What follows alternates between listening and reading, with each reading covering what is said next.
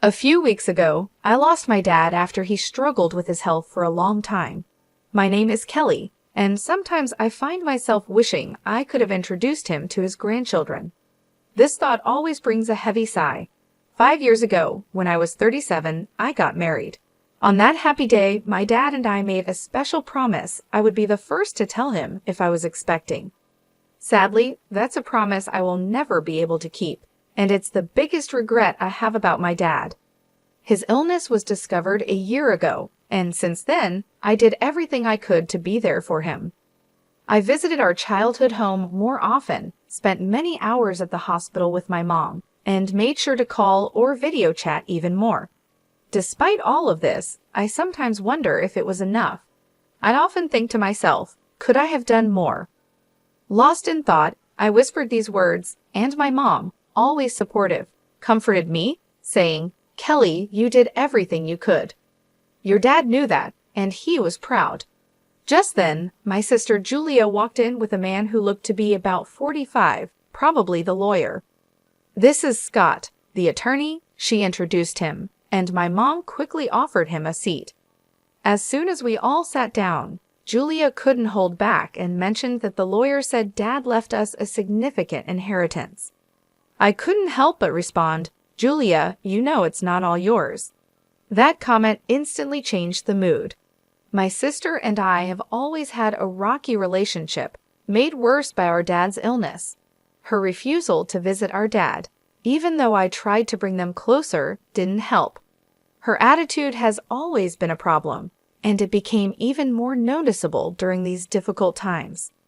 Looking back, my words to her might have been too harsh, driven by my worry for our father. However, her response didn't make things better. "You're an adult. There's no need to be so stubborn," I pointed out, to which she snapped back, "I'm not being stubborn. Living in the city and traveling to the countryside isn't as simple as you think. It's just a 5-hour drive."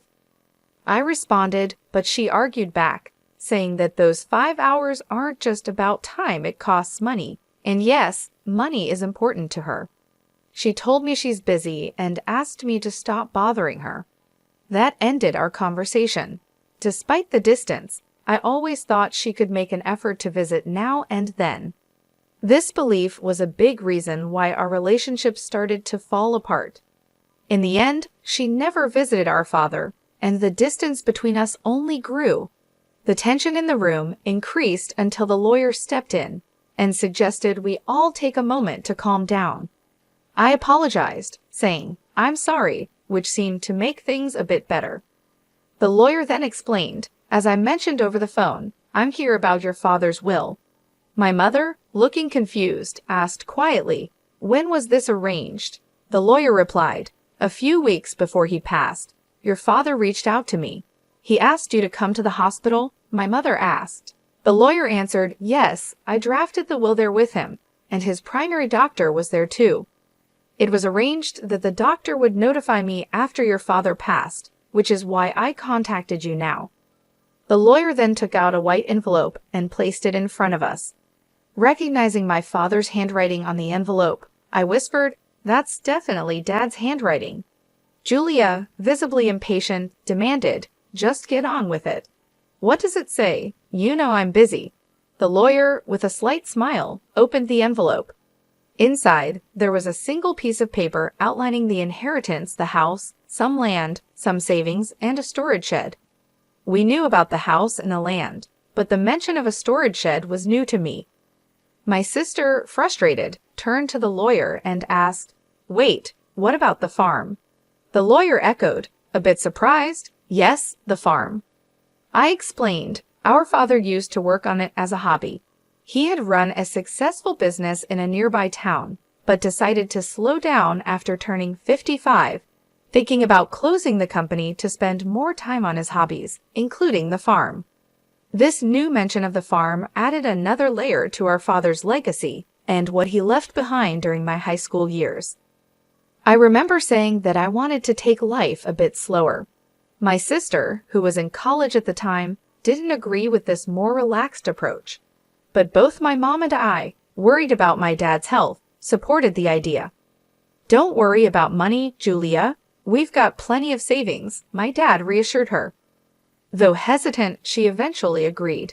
After that conversation, my dad did wind down his business and started farming close to our home. "There's something fulfilling about working with the land," he would say, his face lighting up with joy. Seeing how happy he was made me feel that we made the right choice, though Julia seemed less convinced.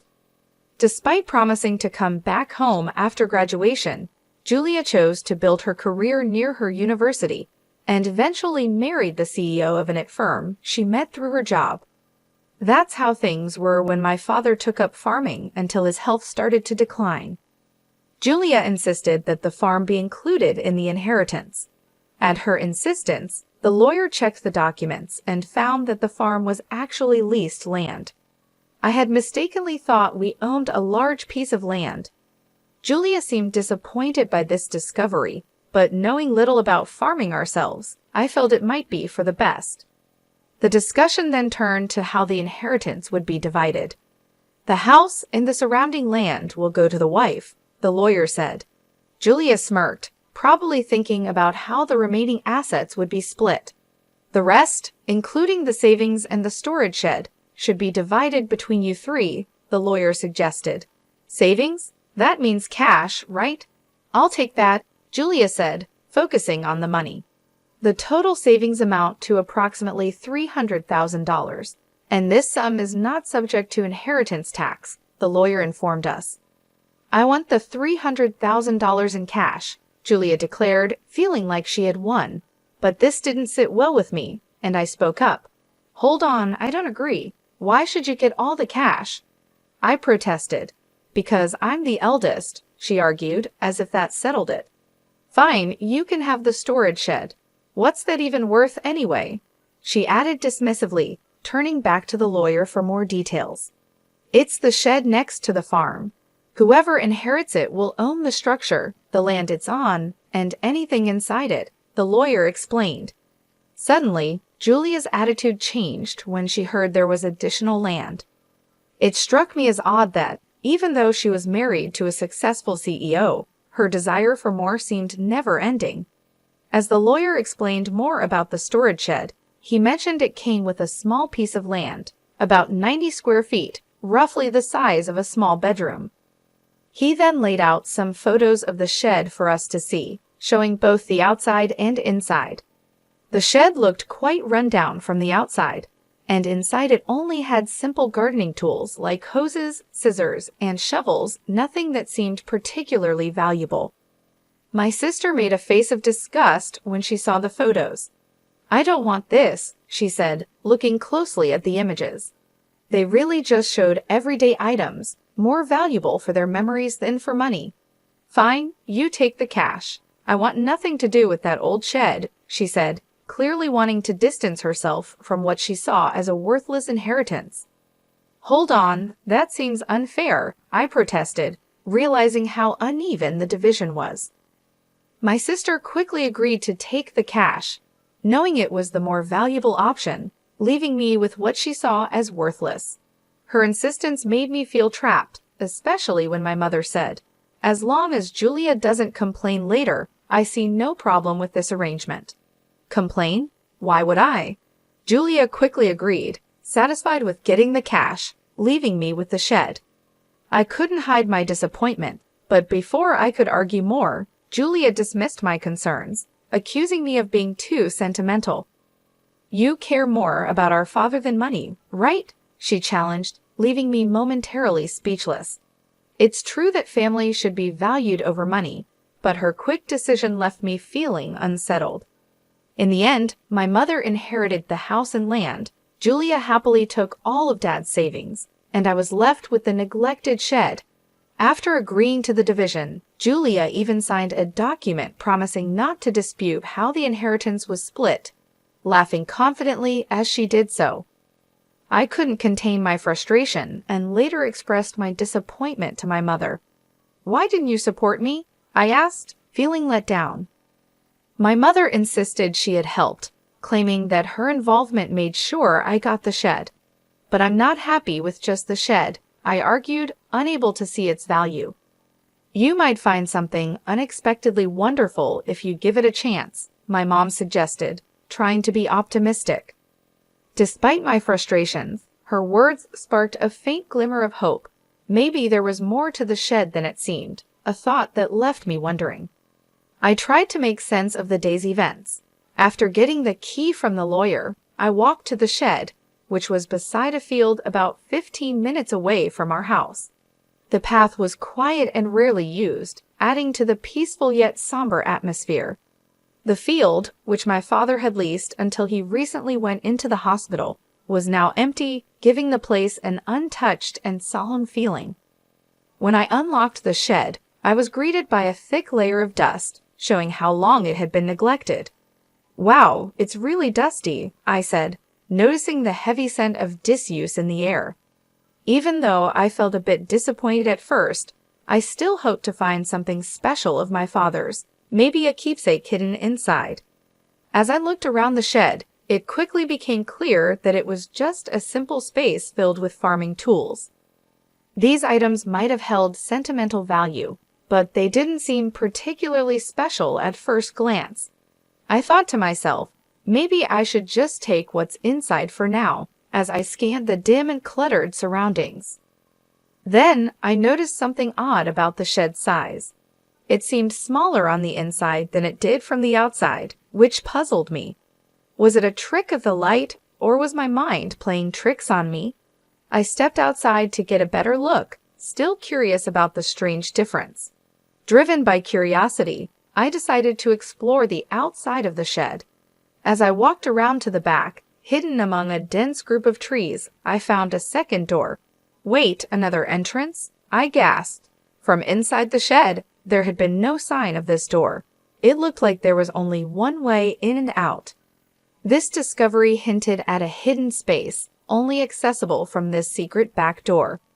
A surge of excitement rushed through me. Could this be one of Dad's secrets? He loved surprising us, always finding joy in the unexpected, like the surprises he planned for my birthdays. The memories brought tears to my eyes as I re-entered the shed, determined to find the key to this hidden door. After a thorough search, I was ready to discover what lay beyond it. I found 4 keys cleverly hidden inside the handle of a shovel. Excited, I rushed to the back door and tried one of the keys. With a satisfying click, the door swung open. Inside this small, hidden space stood a large safe, alone and imposing. "Is this from Dad's company?" I wondered aloud, as a flood of questions filled my mind. What secrets did it hold? Was this my father's way of leaving a final piece of himself behind? The discovery hinted at parts of my father's life that I had yet to uncover, like a personal treasure hunt he had left for me to explore. I immediately recognized the safe as the one that used to sit in the corner of my father's office, a familiar sight from my childhood. Seeing it brought a wave of nostalgia over me. This safe was a real connection to my father, making the inheritance feel even more meaningful. Knowing my dad, this felt like just the beginning of his final surprises for me. "There's got to be more," I whispered to myself as I used the 3rd key to unlock the safe. The door creaked open, revealing contents that left me completely amazed, an unexpected legacy. Realizing how important this discovery was, I quickly secured the safe and went to tell my mother. Later, with my husband's help, we moved the safe from my parents' home. It occurred to me that these valuable items, likely part of my inheritance, might have tax implications. Wanting to handle this properly, I decided to seek legal advice. Following the lawyer's suggestion, I contacted a certified public accountant, CPA, recommended by a friend to help navigate the possible tax issues. This professional took care of the complicated details, making sure everything was in order. A year passed as we dealt with these matters when, unexpectedly, my sister showed up at my home. Her visit was surprising, especially considering our strained relationship over the inheritance. I was just in the area, she claimed, but her uneasy behavior and the fact that we lived 20 minutes apart made her visit seem less than casual. Despite our complicated history, I invited her in. After serving coffee, she seemed restless and finally asked, "Did you win the lottery or something?" Her question puzzled me. I never played the lottery, and it wasn't the time for my husband's holiday bonus. "What are you getting at?" I asked, trying to understand her point. I finally asked her to clarify her strange accusations. Her mood shifted suddenly to irritation. "Are you making fun of me?" she accused. Her reaction confused me even more, as her question seemed completely unexpected. I had no idea what made her think I had come into a lot of money, especially since only my family knew about the mysterious contents of the safe. My sister was filled with curiosity about money, insisting that I must have received a significant amount. She told me about a recent conversation with our aunt in the city, who unknowingly sparked her curiosity. Our aunt mentioned receiving a $5,000 gift card from me as a thank you for visiting our father during his illness. This gesture led my sister to wildly speculate that I had stumbled upon some unexpected fortune. "You've come into some money, haven't you? Just admit it," she pressed, looking for answers. Understanding what had led to her questions, I sighed, which only irritated her more. "What's with the attitude? Are you making fun of me?" she demanded. I tried to explain that it was just a gesture of appreciation, but she questioned where the money for such gifts came from. I reminded her of the inheritance, specifically the dusty shed she had dismissed, and then revealed the discovery of the safe inside it a real treasure trove left by our father. The safe contained a collection of valuable watches, a passion of our father's. Although I wasn't sure of their exact worth, it was clear they were valuable, especially considering the modest savings left behind. This revelation led to a discussion about the possibility of having to pay inheritance tax, a concern my mother had raised when she learned what was inside the safe. "What should I do, Mom?" I asked, seeking her advice. My mother suggested handling everything openly and honestly, reminding me that secrets like these usually come to light eventually. Following her advice, I contacted the lawyer we had previously consulted.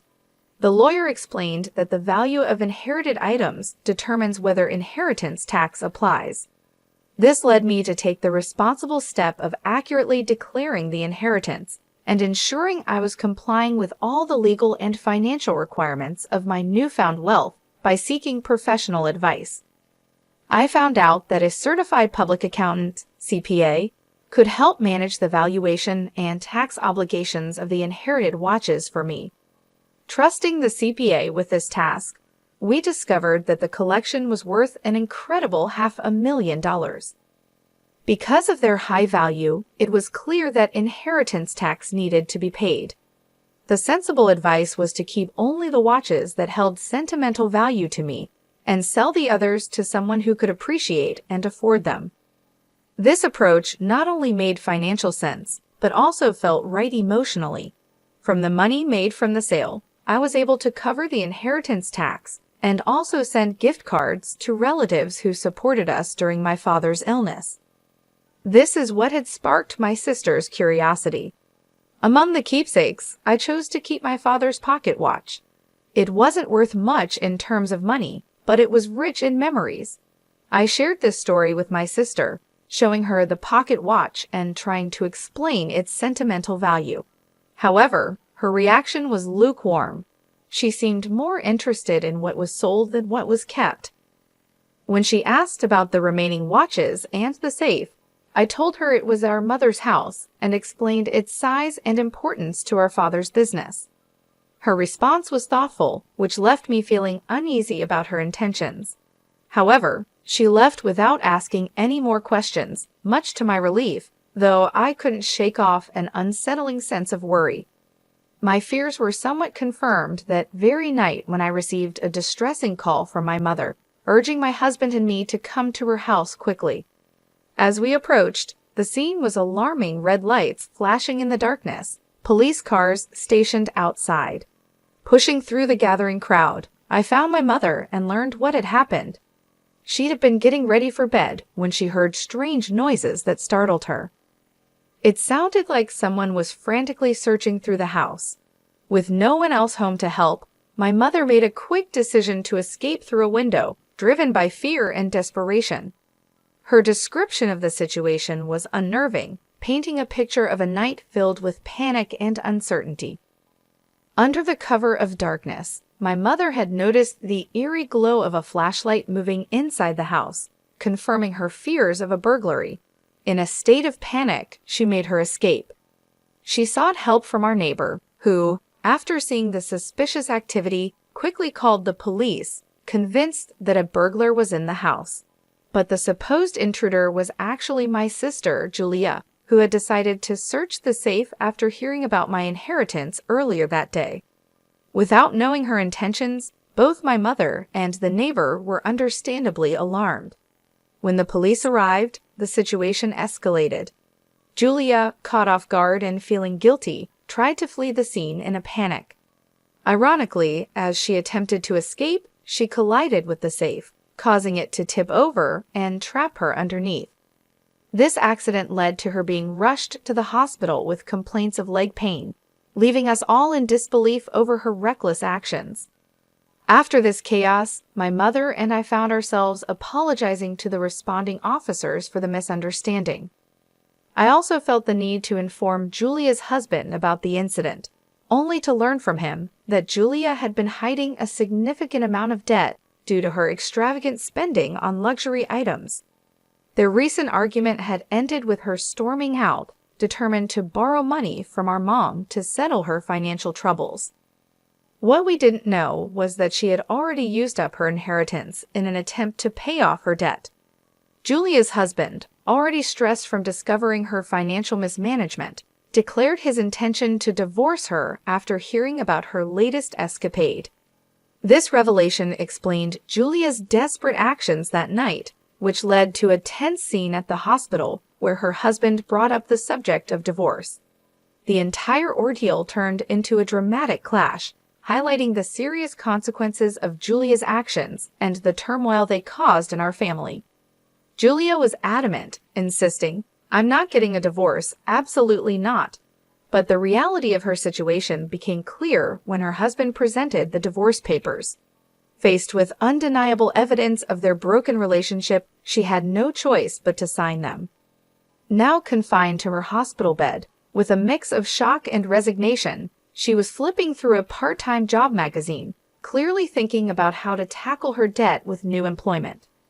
While this turn of events was unfortunate, it offered a small glimmer of hope that she might finally take responsibility for her actions after everything that had happened. I made an important decision to move back to my childhood home. The chaos had definitely made me worried about my mother's well-being, but there was also a happier reason behind my choice I found out I'm expecting. After a lot of discussion, my husband and I agreed that moving back would be the best decision. This way, we can have my mother's support as our family grows. Even though I regret that my father couldn't be part of this joyful news, I find comfort in believing he would have shared in our happiness. As I step into this new chapter, the excitement of welcoming a healthy child fills me with peace and hope for the future, despite the recent family troubles.